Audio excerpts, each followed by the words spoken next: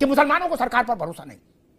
क्या इस मुल्क में मुसलमानों के लिए अलग सरकार बनेगी और हिंदुओं के लिए अलग और क्रिश्चियन के लिए अलग और सिख के लिए अलग? 15-20 प्रधानमंत्री होंगे। बोले ना इधर कोई नहीं देखेगा। बोले क्यों? बोले वक्फ की जमीन है। अरे कोई तोप है क्या?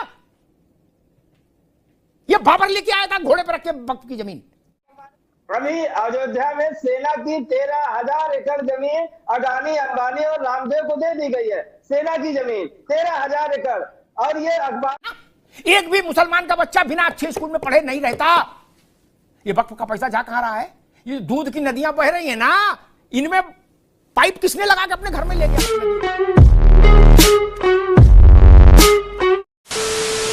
नमस्कार दोस्तों, स्वागत है आपका अमिताभ बच्चन जी की बहुत ही जबरदस्त धमाकेदार डिबेट वीडियो में। बाबरी विध्वंस के बाद मुसलमानों को खुश करने के लिए तब की कांग्रेस का सरकार, जिसमें प्रधानमंत्री थे नरसिम्हा राव, उन्होंने वक्फ बोर्ड को सामने लाया और वक्फ बोर्ड को पूरी ताकत, यानी ना कोई दलील ना कोई सुनवाई, ये 2013 की मनमोहन सरकार ने लाया। तो दोस्तों, अब इस वक्फ बोर्ड पर नकेल कसने के लिए इस पर बिल लाया गया है, जिसे पेश किया गया है लोकसभा में। तो दोस्तों, आप तो जानते ही हो अब क्या होने वाला है। होने वाला ये है कि अखिलेश यादव की समाजवादी पार्टी और कांग्रेस पार्टी दोनों इसका विरोध करेंगे और देश में जो मुल्ला मौलवी है कट्टर, ये इसका विरोध करेंगे। तो दोस्तों, यही हो भी रहा है। अब डिबेट में देखोगे दोस्तों, डिबेट में मैं क्या कहूँ, अमिताभ अग्निहोत्री जी शुरू से लेके इतने आखिरी तक इतने आक्रामक रहे, मैं खुद हतप्रद रह गए। और आजम खान, जिनका बहुत ही बुरी तरह रेल लगे डिबेट में, आप देखते रह जाओगे। और अमिताभ अग्निहोत्री जी की आक्रामकता की मैं क्या बात कहूँ दोस्तों, मैं खुद बहुत ही हतप्रद रह गया, जो होना भी चाहिए था। तो दोस्तों, डिबेट वीडियो पूरा देखिए, आपको आनंद अवश्य आएगा। तो चलिए शुरू करते हैं डिबेट वीडियो। Let's start. बहुत दिन हो गए हैं, मजा नहीं आ रहा है। अभी मजा आएगा ना भिड़ो। पिक्चर चालू करो बे। अव्वल तो मैं तो बहुत कम पढ़ा लिखा आदमी, मैं तो मूल बात पकड़ता हूं, बाकी ज्यादा दिमाग नहीं लगाता।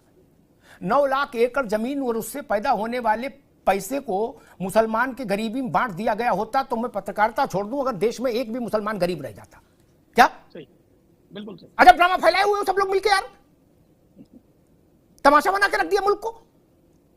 एक भी मुस्लिम विधवा बहन सड़क पर नहीं, मजलूमियत के दिन नहीं गुजार रही होती। इसीलिए ना वक्फ है। मैं अरबी तो नहीं जानता, लेकिन सामान्य समझ है वक्फ इसीलिए है ना। एक भी मुसलमान का बच्चा बिना अच्छे स्कूल में पढ़े नहीं रहता। ये वक्फ का पैसा जा कहां रहा है? ये दूध की नदियां बह रही है ना, इनमें पाइप किसने लगा के अपने घर में ले गया नदियों को? अब वो पाइप रोक रहे हैं, उसमें प्रतिबंध लगा रहे हैं, तो बवाले आजम हो रहा है। बोले ना जी, मौलाना साहब ने कहा कि इसमें गैर मजहब के लोग, अभी तो ये कहीं लिखा, डॉक्टर ने लिख के बताया नहीं गैर मजहब के लोग आएंगे। बिल में भी नहीं लिखा ऐसा कहीं, कोई मेरे पास बिल की कॉपी है कि जिसमें लिखा हो गैर मजहब के लोग ही वक्फ चलाएंगे, ऐसा किसी ने नहीं कहा। लेकिन एक बात विनम्रता से कहूं, नपना बराबर रखना होगा मौलाना साहब, और आजम खान साहब से भी कह रहा हूं। क्यों पूछिए क्यों? इसलिए नपना बराबर रखना होगा। 4,500 से ज्यादा बड़े और मध्यम मंदिरों और मठों पर सरकार का नियंत्रण है भारत में, और उनसे अरबों खरबों रुपए की आय प्राप्त होती है। क्या वो आय जब जाती है सरकारी खजाने में, तो फिर वो मुस्लिम के बच्चे की स्कॉलरशिप में भी जाती है और दलित के बच्चे की स्कॉलरशिप में भी जाती है ना। मुसलमान के इलाके में भी हैंडपंप लगता है, उसी पैसे से लगता है ना। क्या ये बात कभी उठी? क्या किसी बात करते हैं आप लोग? क्या कहीं और सातवें आसमान से वक्फ की जमीन लेके आए थे लोग? अरे इसी मुल्क की जमीन है भाई मेरे। बोले ना इधर कोई नहीं देखेगा। बोले क्यों? बोले वक्फ की जमीन है। अरे कोई तोप है क्या? ये बाबर लेके आया था घोड़े पर रख के वक्फ की जमीन। किसी ने नहीं कहा कि बाबा विश्वनाथ का मंदिर है, वहां सरकारी अधिकारी मौजूद रहता है और सरकार चलाती मंदिर। उसका पैसा बनारस में भी लग रहा होगा, तो वहां मुसलमान नहीं है क्या?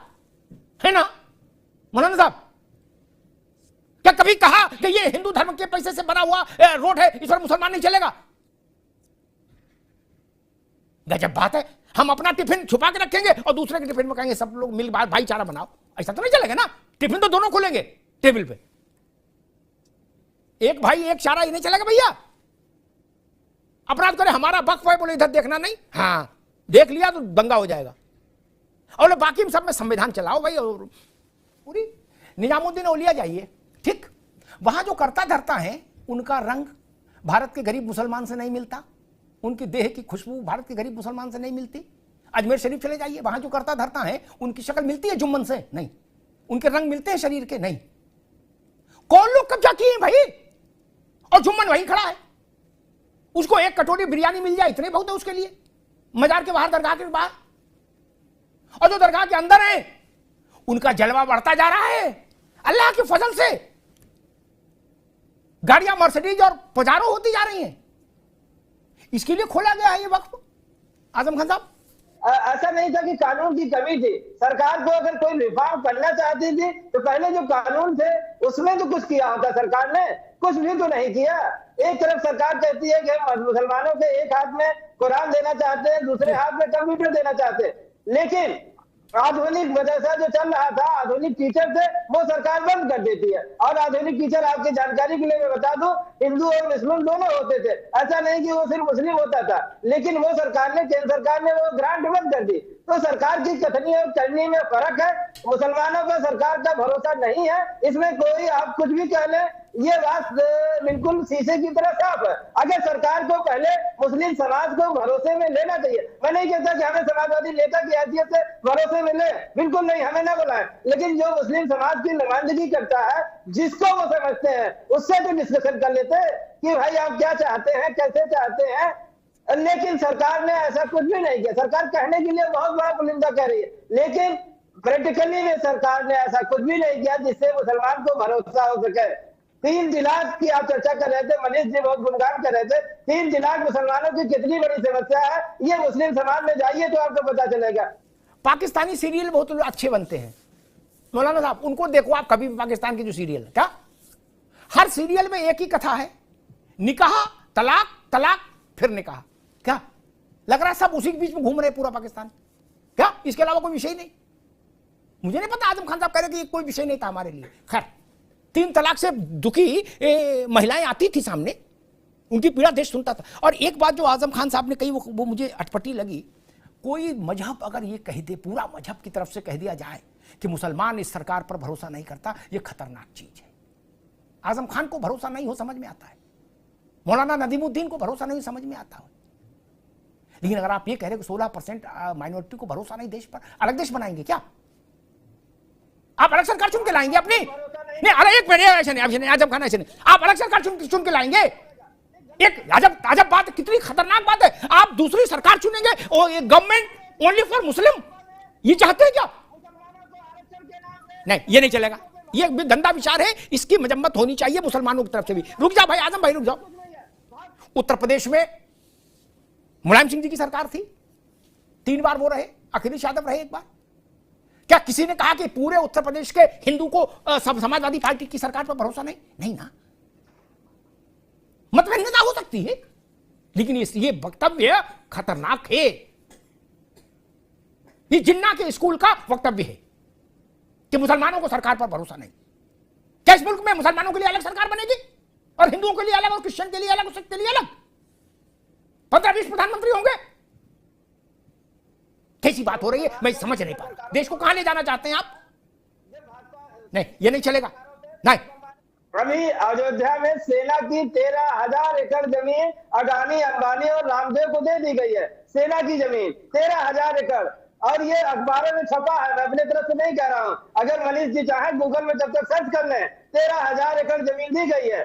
तो क्या जमीनें इसी तरह से लेके कारपोरेट घरानों के लिए सरकार रास्ता खोल रही है? ये एक बड़ा सवाल है, क्योंकि रेलवे की जमीनें दी है सरकार ने और सेना की जमीनें सरकार कारपोरेट घरानों को दे रही है। आजम भाई रुकना होगा। सरकारों में जमीन देने का नवाबी शौक पुराना रहा है मौलाना साहब। क्या? हाँ, वो तो रहा है, बिल्कुल रहा है। मैं अभी नाम लेना शुरू करूंगा तो बवाल मच जाएगा यहीं टीवी पे। मचाना नहीं चाहता, सब मेरे मित्र हो। आजम खान बनवाए राजमहल रामपुर में, पैसा तक खरीदे थी जमीन।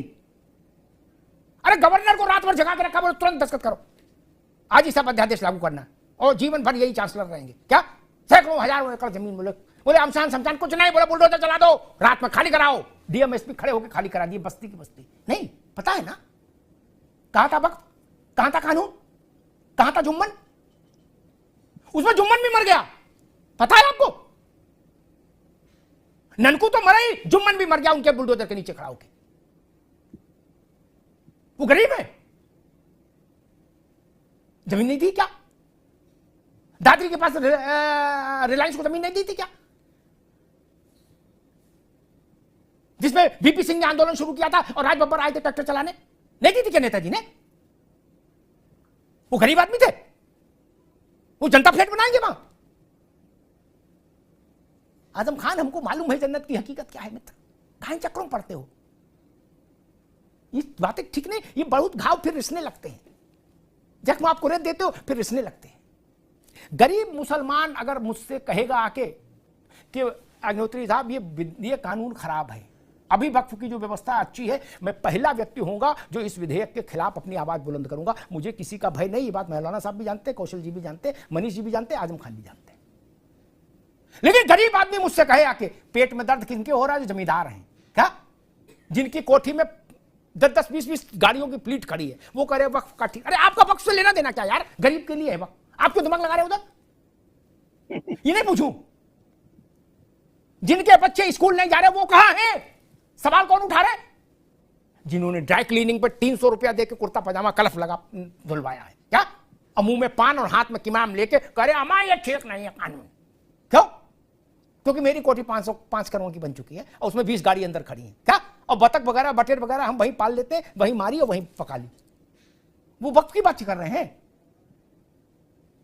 मुझे गरीब मुसलमान दिखाओ,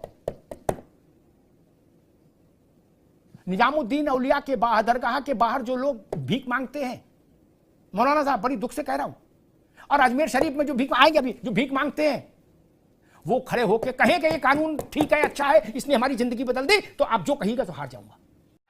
नहीं तो कसम गंगा मैया की घर में घुस कर मारूंगा, सातों को साथ मारूंगा, एक साथ मारूंगा। अरे रोक। तो दोस्तों डिबेट हो गई खत्म, वीडियो हो गई पूरी। उम्मीद करता हूँ दोस्तों अमिताभ अग्निहोत्री जी की बहुत ही धमाकेदार कड़क धुनाई वाली डिबेट वीडियो आपको पसंद आई होगी। और ये जो मुल्ला मौलवी जितने भी है चमचे चल्ले, इनको अमिताभ अग्निहोत्री जी ने किस तरह से रगड़ा पेला इस डिबेट वीडियो में आपको बहुत ही मजा आएगा और बहुत ही पसंद आया होगा। और मैं कह दे रहा हूँ 100% ये डिबेट वीडियो आपको पसंद भी आई होगी। अगर मैंने कह दिया 100% मोदी जी की तरह, तो समझो ये डिबेट वीडियो अच्छी होने ही वाली है। तो दोस्तों ये डिबेट वीडियो आपको पसंद आई, ऐसी मैं उम्मीद करता हूँ। ऐसे ही डिबेट वीडियो देखने के लिए चैनल को सब्सक्राइब करते हैं, आप जरूर जाओगे। मिलता हूँ आपसे अगले वीडियो में, तब तक के लिए जय हिंद, वंदे मातरम।